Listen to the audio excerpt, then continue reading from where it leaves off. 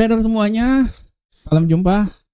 Kembali lagi kita akan mencoba memberikan sedikit analisa tentang pergerakan yang terjadi pada pasar saat ini.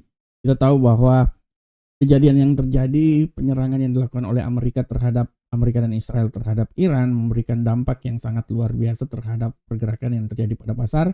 Kita bisa melihat bagaimana pasar bergerak dengan sangat signifikan.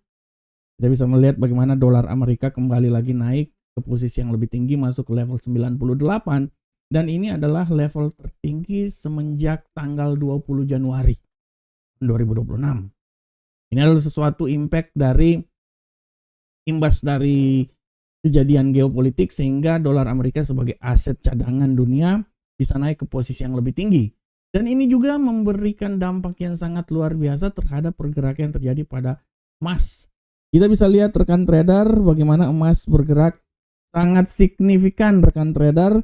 Secara garis besar kalau rekan trader lihat bagaimana emas kemarin dia sempat naik sampai menyentuh level tertinggi rekan trader di seputaran 5.400, tapi setelah itu dia kembali lagi ke level 5.269 dan hari ini pun juga sempat naik ke posisi 5.380, tapi saat ini dia masih berada di 5.322, tadi sempat di 5.276. Secara garis besar rekan trader kalau kita lihat apa yang terjadi kemarin maupun hari ini, pelemahan yang terjadi pada emas tidak bisa dilepas dari aksi profit taking yang diharapkan yang terjadi rekan trader ya. Aksi profit taking yang terjadi pada pasar memberikan peluang di mana emas kembali bisa menyentuh level yang paling terendah di sekitaran 5.200-an rekan trader setelah 5.400. Ini adalah sesuatu yang wajar dalam setiap pergerakan ya. Dan yang berikutnya adalah emas sempat mengalami pelemahan ini tidak bisa dilepas dari bagaimana pasar menyikapi pergerakan yang terjadi. Terutama peperangan yang terjadi, pasar masih tetap merespon bahwa peperangan ini tidak dalam jangka yang panjang sehingga aksi profit taking terjadi walaupun emas telah sampai di posisi yang lebih tinggi rekan trader.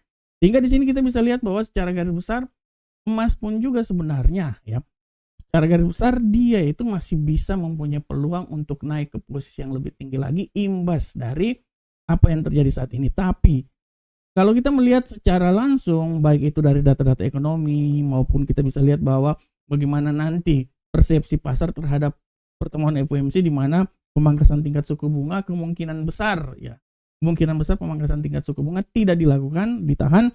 Ini merupakan suatu yang bisa memberikan tekanan pada emas. Oleh karena itu rekan trader kita bisa lihat bahwa emas walaupun di tengah tendensi naik, tapi peluang untuk pelemahan pun juga masih tetap besar. Dan kita akan menunggu rekan trader apa yang terjadi ke depan. Kita lihat bahwa pasar terus bergerak, dolar Amerika terus menguat pasca penyerangan yang terjadi, dan kita lihat perang ini kita tidak tahu sampai kapan rekan trader. Bisa saja perang ini panjang atau bisa aja secepatnya ini selesai. Oleh karena itu segala sesuatu masih bisa terjadi. Apabila perang ini dalam jangka yang panjang sudah barang tentu akan memberikan sesuatu yang positif buat emas bisa naik yang ke posisi yang lebih tinggi lagi. Tapi tetap rekan trader kita bisa lihat bahwa aksi profit taking yang terjadi setidaknya memberikan sedikit sentuhan terhadap pergerakan yang terjadi pada emas supaya emas tidak terlalu naik ke posisi yang lebih tinggi lagi. Oleh karena itu rekan trader kita akan lihat ke depan bagaimana pergerakan yang terjadi pada pasar dan kita akan terus menyaksikan seberapa besar perang ini terjadi. Karena apabila perang ini terus berlangsung, artinya emas punya peluang yang sangat besar untuk naik ke posisi yang lebih tinggi lagi.